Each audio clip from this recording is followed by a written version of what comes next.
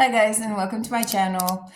I usually talk about law of assumption. If you're a follower, you know that I'm a certified life coach and that I specialize in manifestation, specifically law of assumption. But today I'm going to talk about something totally off topic, which is how to floss your teeth. I went to see if I could find a good video to show my children how to floss their teeth, and I couldn't find one. So I thought, hell, I'm going to make a video that shows you guys exactly how to floss. There's a lot of misinformation out there, and just so you know my background, I was a dental hygienist from 1989 to 2016, so almost 30 years. So I have quite a bit of experience when it comes to that. So today I'm going to show you how to floss properly, and I'm also going to share with you some information that you should know.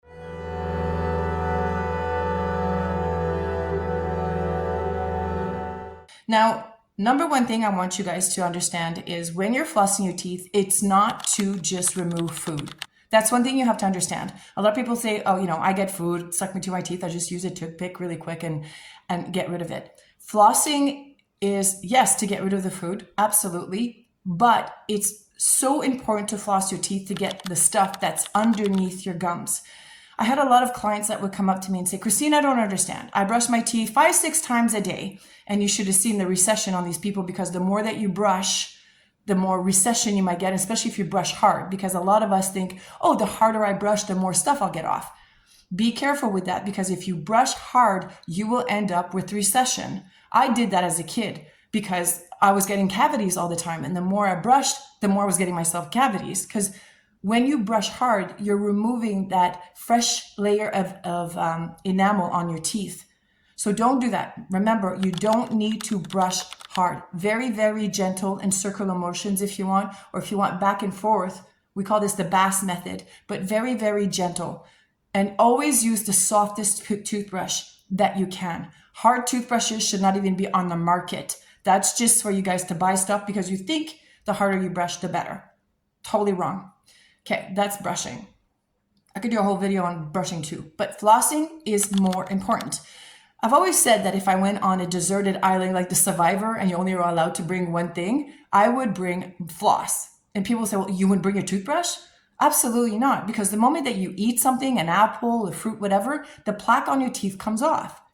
But the stuff that's under your gums, the plaque that's underneath, you can't get it out unless you floss.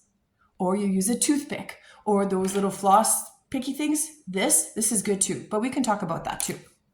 Now, I want you to know how to floss. Very, very important. And let me show you, okay? So this is a mouth, this is teeth, okay?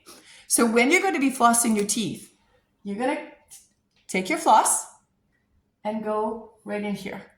This is what I want you to do. Most of you guys go in here and you just kind of go in and out, in and out. That's it, in and out, in and out. You'll get the piece of food, piece of steak that's stuck there, but you won't remove the plaque. This is what you have to do in order to achieve proper flossing. You wrap it around one side of the tooth and you go up and down, up and down, up and down. Then you go the other side of the tooth, up and down, up and down. Same thing. And as far up as you can.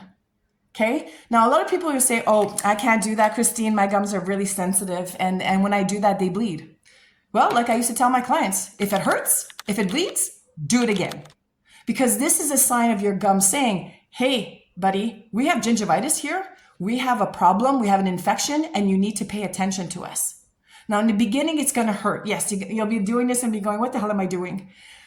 I understand, but keep doing it. If you do this for a week, by the end of the week, I can floss my teeth up and down and go underneath my gums. I feel nothing because I don't have gum disease. When you have gingivitis or gum disease, it will hurt. So it's kind of like when you start working out, you're like, ow, ow, ow, ow, ow, ow. But then after a week or two, you're like, okay, I got this, right? And it doesn't hurt anymore. So you just got to go push that transitional stage, if you want, of getting from your gums are sick to having them healthy. It might hurt and it might bleed. Again, if it hurts, if it bleeds, do it again, because it's a sign that you need to pay attention to those areas. If you look in your mouth, you'll be able to see some areas are going to bleed even more than others, because between like your gum between, every one of them has a different, a different gingivitis. So this one might be mild, this one might be severe. It's all different. But generally, most of you guys probably have a mild to moderate gum disease, if not moderate to severe. Now, the thing is about this, right? Why are we flossing? Again, it's people say, well, so what? I have a gum disease. Big deal, you know? Well, your mouth is going to stink, first of all, okay? And second of all, which is even more important, the gum disease doesn't just stay gum disease. What happens is it develops into periodontal disease. And periodontal disease involves the bone underneath. Okay, so if you have to take your gums and cut them, flap them back, you would see bone, right? But what happens is the bacteria, this is what I used to tell my clients, they get bored. They're like, you know what, doing this gum disease is really fun, but I'm bored of this. Let's go see what's underneath. And it progresses into the bone. And this is where they start eating your bone. This is why my grandparents, depending on how old you are, lost their teeth by the time they were 40. They just thought back then that, oh, it was just a natural process of aging. You're getting older, so you lose your teeth one by one. Wrong. You can live to 200, 300 years old, and if you floss your teeth and take care of them, you won't lose your teeth. You're not supposed to lose your teeth. It's not a natural process of aging, okay? So this bacteria, this is why it's really, really important that you remove it. So that you go underneath and really get that stuff and smell it. It stinks, okay? And this is why your mouth smells, and it doesn't matter how many times you brush your teeth, how many times you brush your tongue. If you don't floss, your mouth is going to stink because under there, the bacteria smells. I used to say, if you clean your room, do you just vacuum around the bed? Or do you know that under the bed is where the shit is? So if you keep just vacuuming and cleaning around your bed and not underneath, you're going to keep walking into your room. I don't care how many sprays you put in that room, it's still going to smell because the smell from under your bed, it stinks. So you gotta go, vacuuming is kind of like the brushing, and cleaning under your bed is the flossing. So you have to clean under there. So let's talk about how to do this. I'm just gonna show you guys quickly so that you see what I do here. I'm just gonna bring this close. Hopefully you guys get to see. I haven't flossed in a couple of days so that hopefully there's some crap that comes out and you guys get to see it. So again, go in, seesaw. So once you're in, then you want to wrap it around your tooth this way. And then hold it really, and don't hold it here, okay? You got to have control. Hold your floss really close so you have full control of your floss. And and then you push it against the other side, okay? And up and down, up and down. Now, hopefully you can hear that squeaky, squeaky, squeaky, squeaky, okay? When you hear that squeaky, squeaky, that's when you know you got it right. Let me show you again. And push the other way. Okay? So a lot of crap is going to come out of there. Look in the mirror and a lot of crap is going to come out of there. And this is how you floss. Now, a little bit more about flossing, about the floss. Back when I started being a dental hygienist in '89, we didn't have the glide. We didn't have the extra wax for the sensitive gums. And then they came down, I think it was back in the 2000s, early 2000s, they started having this glide floss. And I started seeing in my clients, I was like, what are you doing wrong? Like last time you were much better. Oh, well, the only thing that changed different was I use this glide floss now. But because it really, it's easier to get between my teeth. You try it out if you don't believe it. Take your wax floss, the heavy wax floss, and you know which one I'm talking about. The one it's almost flat, and it's really, really silky, and it's really, really soft, and it gets between your teeth really, really easy. Try to remove the plaque. Try to get that squeaky, squeaky, squeaky. You can't. And I show my clients. I would show them because I would have the bad floss and I would have the good floss. The good floss meaning the original wax, the one that doesn't say, extra comfort or for sensitive gums, which doesn't exist because if you have sensitive gums, you have gum disease. Now, you'll find, the irony of this is you will find your best floss at the buck store because they think that you think that the most expensive one is the better one, the one with the glide, the one with the extra wax. Wrong. Make sure that you use a really good floss.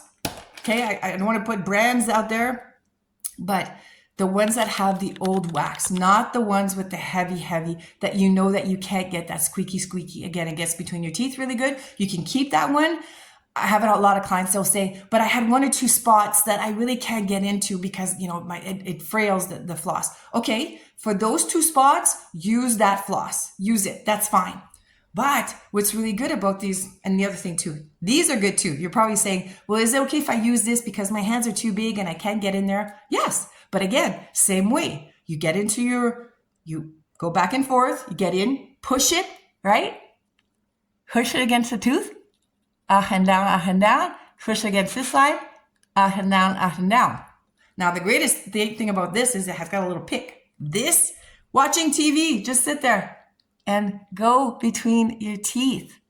Go between your teeth and really dig in there. Don't be afraid to dig. A lot of people are like, oh, if I dig, I'm going to hurt my gums. No. Again, if it hurts, if it bleeds, go again and just sit there and poke at your gums.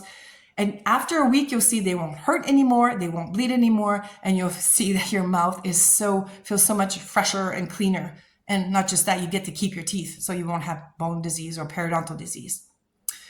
So, was there anything else I had to say about this? No, I think that's it. Hopefully you guys benefit from this video. If not, let me know. You could always send me a law of assumption question. If not, comment below, ask me a question. This will be fun too to do about dental hygiene stuff. So yeah, let me know if you have any questions. Think about it. It's a real life changer.